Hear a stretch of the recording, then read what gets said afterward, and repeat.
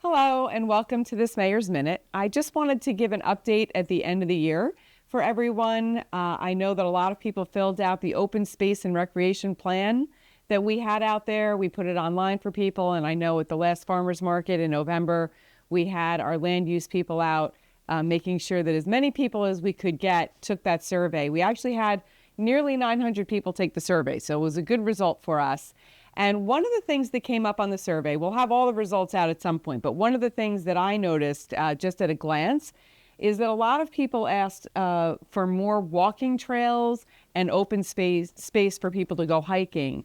And so what I wanted to do was I wanted to cover really quickly some of the walking trails that we have here in Brick Township that you might not know about, and what we're doing to help promote those walking trails so that not only the people of Brick Township know it, but also anyone who wants to do some good hiking in the area can stop by. So there are about 5 major trail systems that we have here in Brick Township that we care for. And there may be more, but I'm going to cover the big ones. So the first one is the Sawmill Tract, and that's over their entrances on Burnt Tavern Road.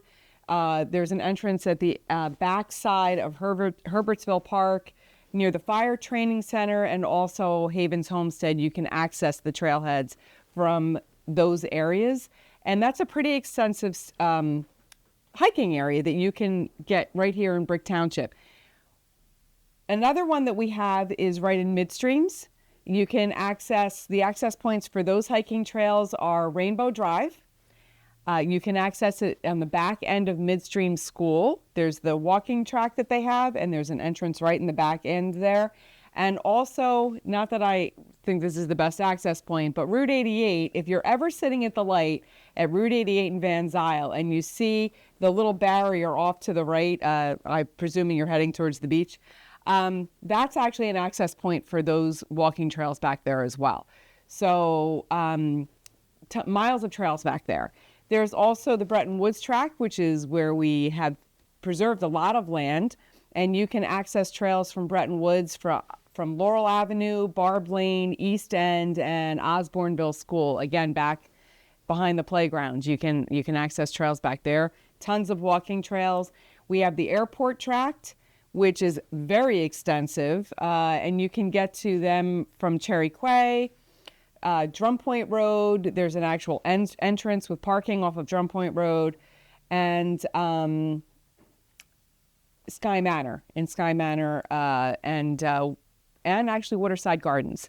So that whole trail system links and can be entered and exited from all those different areas. And then we also have Riverside, the Riverside Woods. I have it listed here as Riverside Woods. I don't actually think that's what it's called, but that's right on Maniloking Road near Venata Woods. Just before you get to Venata Woods, there's actually parking for it, and there's trail system that goes back towards the Matitaconk. So we have a ton of trails that are already existing. They're cared for. A lot of times when we do our pickup bricks, we actually head towards these trail systems to make sure that they remain clean, and they're great walking trails. Now, the way that we are working on promoting these, other than me telling you about them right now, is we have some grant money that we've been using for signage.